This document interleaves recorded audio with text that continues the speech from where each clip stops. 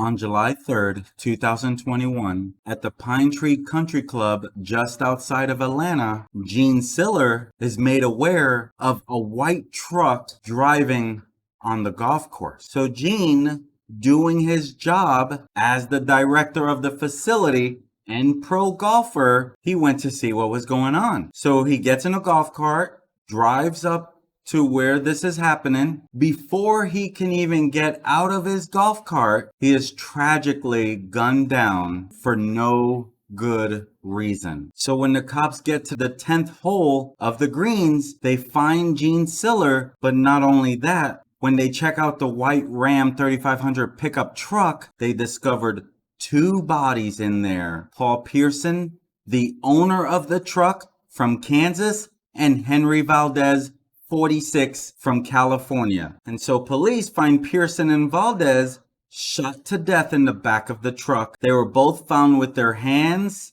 legs, and mouths bound with tape. And police, they believe that the two men were already dead when Rhoden drove onto the green in the truck that's registered to Pierson before he became stuck in a sand trap. And that's when Gene Siller, the married father of two, went to check what was going on before he was shot in the head after investigating why the pickup was on the course in the first place. Police initially said Siller had witnessed a crime taking place, but it wasn't clear if Siller was killed after spotting the bodies or another crime like driving the truck on a golf course, which is not meant for that. So it wasn't really clear as to why Gene Siller was killed, but he had no relationship with this guy. And the two bodies that were found in the truck had no relationship to Gene Siller. They had no relationship to the country club. Pierson and Valdez, they were both from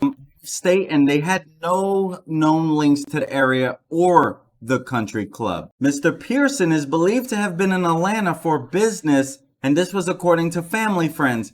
He is listed as the owner of Eco-Environmental Remediation Services in Nevada. On July 8th, the U.S. Marshal's Office said the suspect had been identified as Bryan Anthony Rhoden. Cobb County Police also confirmed the arrest and said Rhoden was apprehended in Chamblee around 5:30 p.m. Cobb County Police Chief Tim Cox, he said, "We literally had detectives that have worked around the clock, and some have even slept in their offices since July 3rd trying to clear this case." Police Chief Cox said Rhoden is charged with 3 counts of murder, 3 counts of aggravated assault, and 2 counts of kidnapping. Then we find out this aspiring rapper knew the 2 men whose bodies were found bound and gagged in the back of a pickup truck through the marijuana trade. A friend of Henry Valdez said that Rhoden knew Pierson and Valdez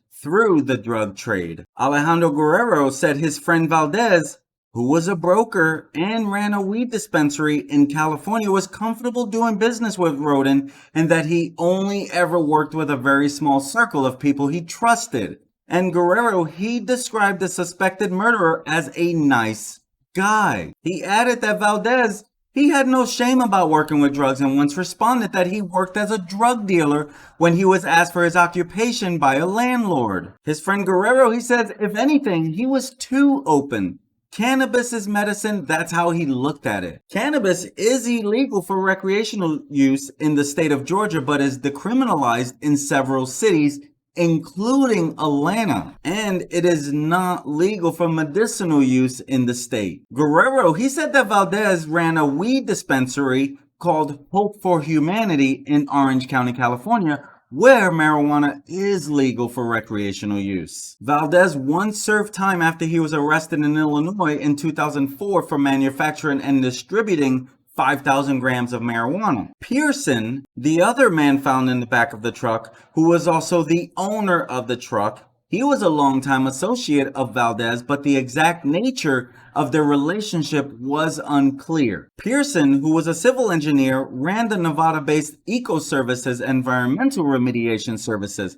His family previously said he was in Georgia for business, but would not share any more information on that. In Nevada, cannabis is legal for recreational use. Police did not confirm the drug trade reports or the relationship between the two men and the suspect. Right now, the prosecutors, they're seeking the death penalty in the Kennesaw Golf Course triple slaying. In May of 2022, Cobb District Attorney Flynn Brody's office, they notified the court clerk that it planned to seek the death penalty against Rhoden. They recently had their Unified Appeal Procedure hearing, which is a requirement in Georgia's death penalty cases before court proceedings can even move forward. So they just did that. Now, Florney, a longtime judge who recently turned 70 years old, is retiring at the end of the year. He will be replaced by incoming Superior Judge Sonia Brown, who is set to inherit this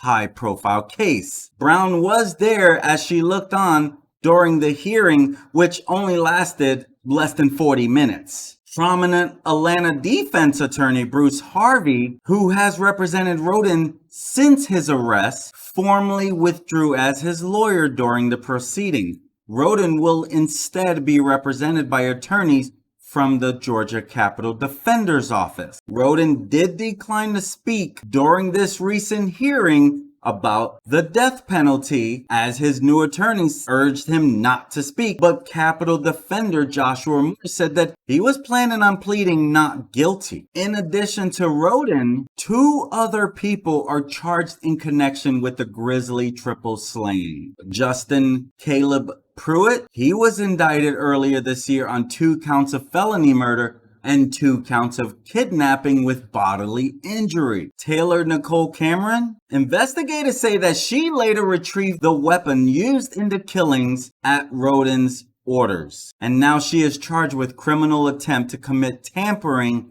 with evidence. Rhoden, this up-and-coming musician with a lengthy arrest history, he took to Instagram for the first time earlier this year in 2022, decrying what he called erroneous allegations against him and saying news reports about the killings could not be further from reality. He said, contrary to the plethora of prejudicial publicity, the allegations made against me are erroneous. These accusatory reports could not be further from reality, however, should be recognized for what they are: blatant and utter attempts to assassinate, defamate, and deplete my character and that of others. In my absence, I ask that the people keep an open mind as to what led to the unfortunate turn of events and who is responsible. He has been in jail since his July 2021 arrest, and it's unclear if he has access to a mobile device behind bars or if someone made the post on his behalf. Pruitt's warrant that was issued December 15 alleges that he acted as a co-conspirator and accomplice in helping bind Pierson and Valdez with duct tape and zip ties at a building along Jonesboro Road in Clayton County. He is also accused of helping transport the men more than 40 miles to the golf course where investigators say Pierson and Valdez were killed by Rhoden. And this case marks the first time that District Attorney Flynn Brody has pursued the death penalty since becoming District Attorney in January 2021. It's the first death penalty case in Cobb since former DA Vic Reynolds announced he would seek the ultimate punishment against another person who was accused of raping and killing his 14-year-old stepdaughter in 2016 before burning the house in an attempt to hide his crime.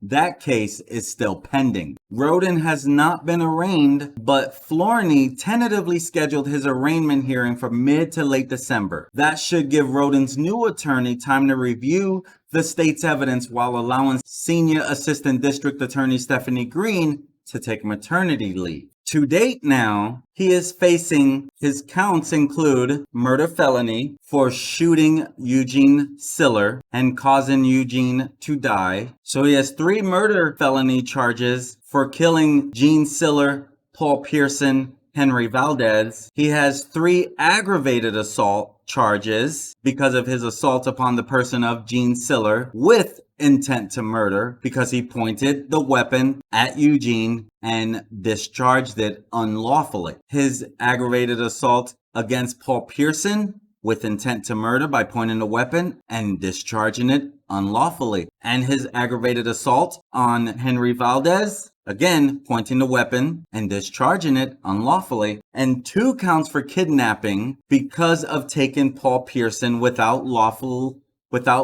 authority or warrant, and taken Henry Valdez without lawful authority or warrant, and taken both of them against their will. Now, Justin Caleb Pruitt of South Carolina, who is the alleged co-conspirator, he is currently being held in South Carolina jail on drug trafficking charges, completely separate from this case. And so he's being held in South Carolina on 2 charges of trafficking cocaine, and he has been booked into jail since September of 2021, and he remains there.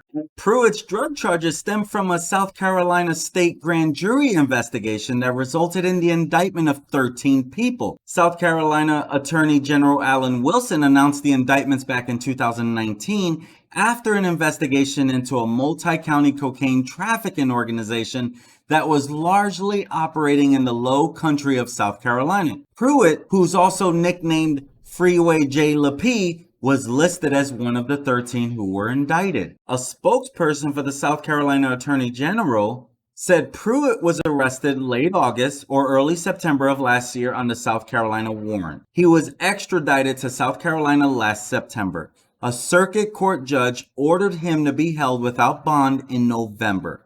His case is pending and no hearing date is scheduled so far. And the spokesperson, Robert Kittle, says, while we cannot specifically comment on this case, I would say as a general rule, we handle charges here before releasing him to any other state, unless the interests of justice or the circumstances of a situation dictate letting the other state go first. Sometimes global resolutions are worked out with the authorities from various jurisdictions with charges at the table. So at this time, we don't know if Justin Pruitt will face his South Carolina. Most likely, yes, he'll face that before facing the other. But we'll see what comes about, because you never know what he'll plead to in the end. We later found out that within hours of the murder, Rhoden was arrested by the Chamblee Police Department on unrelated charges, including DUI, driving a vehicle without insurance,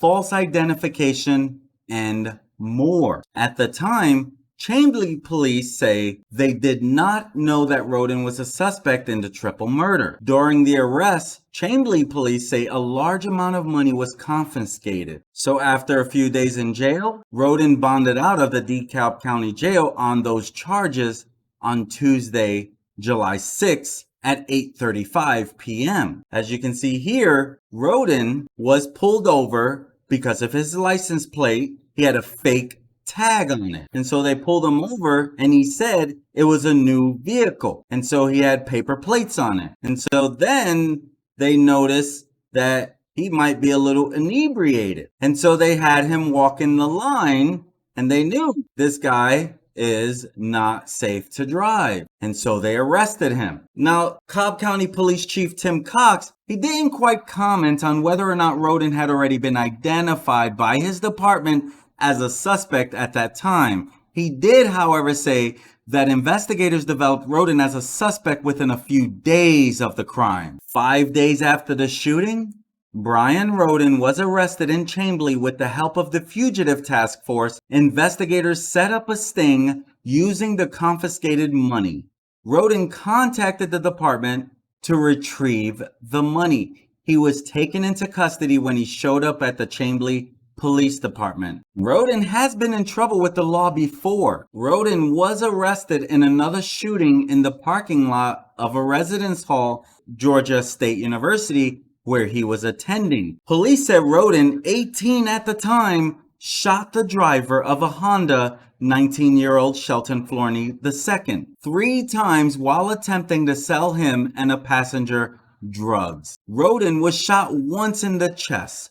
Georgia State Police said they recovered a gun and large amount of marijuana from Rhoden's backpack. Rhoden was a Georgia State University student at the time and lived in the dorms on Piedmont Avenue. The Fulton County District Attorney told Channel 2's Justin Gray The charges in that case are listed as null prosequi, which means the decision was made not to proceed with prosecution. In 2020, Atlanta police seized more than $19,000 in suspected drug money from Rhoden at Hartsfield-Jackson International Airport as he was boarding a plane to Los Angeles. According to court papers, another agency tipped them off about Rhoden's suspected drug activity. K-9 units detected the smell of marijuana on the money. Rhoden allegedly punched a drug unit officer while trying to flee. He forfeited the money, but was never charged with a crime. Rhoden was also arrested in Indiana in 2020 for leading police on a high-speed chase that reached speeds of up to 150 miles an hour. Rest in peace, Gene Siller, 46 years old, of Kennesaw, Georgia. Rest in peace, Henry Valdez, 46, of Anaheim, California. Rest in peace, Paul Pierson, 76,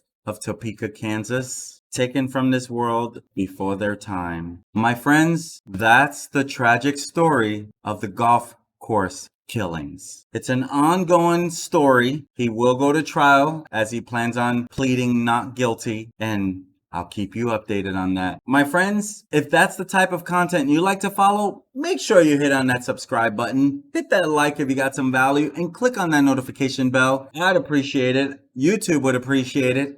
And I want to just keep serving you because my goal is to get better and better and give some friendly voices and some justice to these victims who are taken from this world way too soon. Thank you for joining me today, and I look forward to serving you again. Peace.